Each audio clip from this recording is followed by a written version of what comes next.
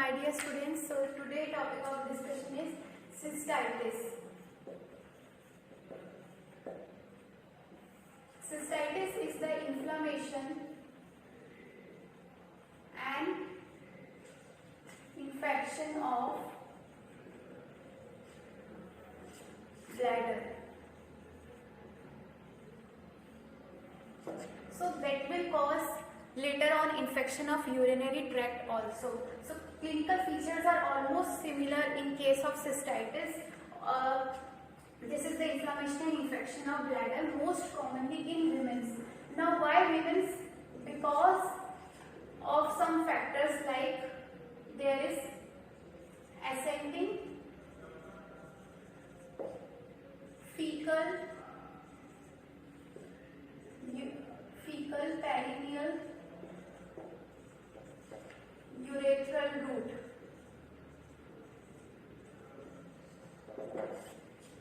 The most important factor because of which there is cystitis more common in women because of ascending fecal perineal urethral root, and the urethra is short compared to men. So men have long urethra. Also the prostatic fluids are of antibacterial properties, so that secretes some antibacterial secretions, so that will protect from the infections. Then during the period like menopause, the women are more affected to get infections because in this period the estrogen level gets depleted or decreased, so that will cause thinning of wall of urethra, and the wall of urethra will get thinner and then it will be more susceptible to get infections. So thinning of the wall of urethra will be more susceptible to the infections. Then urethra is short, and also the anatomical posture. The urethra of women is more close to anus. So that's why cystitis is more common in women. Now it is the infection of gram-negative bacteria. So gram-negative bacteria like Klebsiella, Proteus and E. coli. So E. coli is the most common or causative organism for cystitis in females. Then clinical features. So the patient will complain of increased urge to urinate,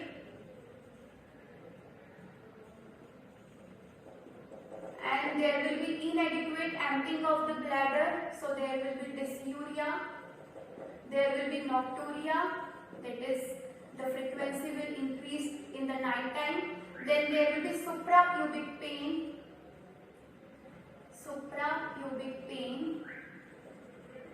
because of the infection and inflammation of the bladder, and that can enter deeper and that will cause urinary tract infection. Then there is low backache.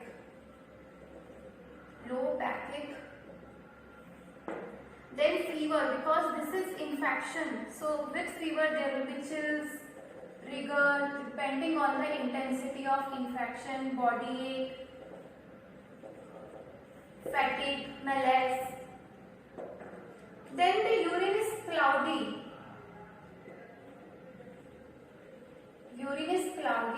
And urine has some blood samples or some collections in urine. So there will be some blood in the urine. Then the urine is foul smelling because of the infection. So urine is foul smelling. So the urine will be foul smelling, there will be dysuria, increased urge to urinate, there will be dysuria and nocturia and suprapubic pain with backache, fever, and the burning pain. Patient will describe a burning pain while micturition. Also there will be burning pain in eyes. So if the infection intensity is too much, then patient will manifest symptoms accordingly. So, in investigation, we will go for the urine culture first. Urine culture is very important because on that basis we will know that which is the causative organism. So depending on that we will give the antibiotics. Then urine microscopy, urinary microscopy. Then WBC is raised, that is leukocytosis, that WBCs are raised in every type of infection, so there is leukocytosis. Then there may be increased blood urea and creatinine that are increased mainly if the disease in deep pathology, if there is advanced pathology because of the blockage in the kidney or because of the diseases of kidney. Before that, I want to mention the reasons. What are the causes for cystitis? So obviously there are reasons like infections especially of E. coli, that is gram-negative bacteria, proteus and Klebsiella. Then there will be diseases of kidney. If any disease of kidney is present, or if there is any blockage due to stone or tumor in the kidney or ureter. So any blockage in the bladder, ureter or in the kidney due to stone, tumor, polyp or cyst. Then if patient is not maintaining hygiene, so unhygienic conditions. And if vigorous sex or repeated sex, so vigorous intercourse may cause friction in the urethra and that can cause injury, and through the injury infection will easily enter into that part. Then tight clothing is, if patient is continuously wearing tight clothing, then some chemicals can also cause cystitis, chemicals or some irritants.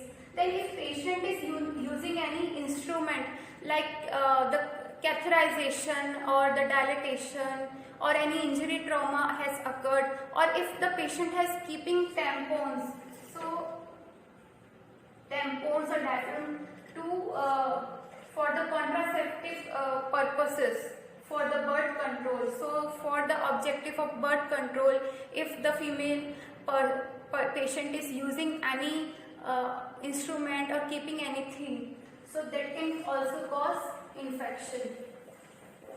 Then if the patient is not hydrating properly, means if the water intake is less, that will also cause infection.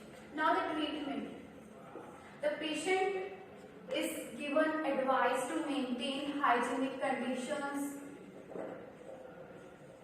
to wash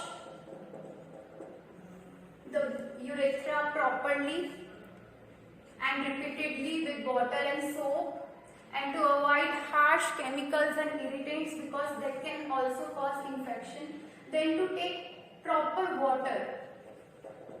Water intake is must. So hydration is must to to throw away all the infections from the body. Water intake is must.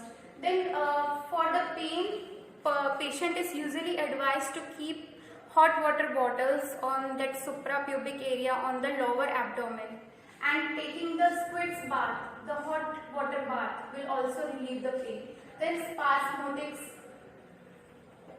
analgesics to relieve the fever or to settle down the fever. Then antibiotics are must, because if there is any infection, so depending on the type of infection, that there is gram-negative infection or anaerobe, so depending on that antibiotics are given. Usually cephalosporins cover all, so these are the choice of medicine. Cephalosporins are given. Then augmentin, metronidazole, that depends on the type of the bacteria which has infected. Then beside this, in case of cystitis and urinary tract infection, always persons or patients are recommended for cranberry juice and to take adequate quantity of vitamin C.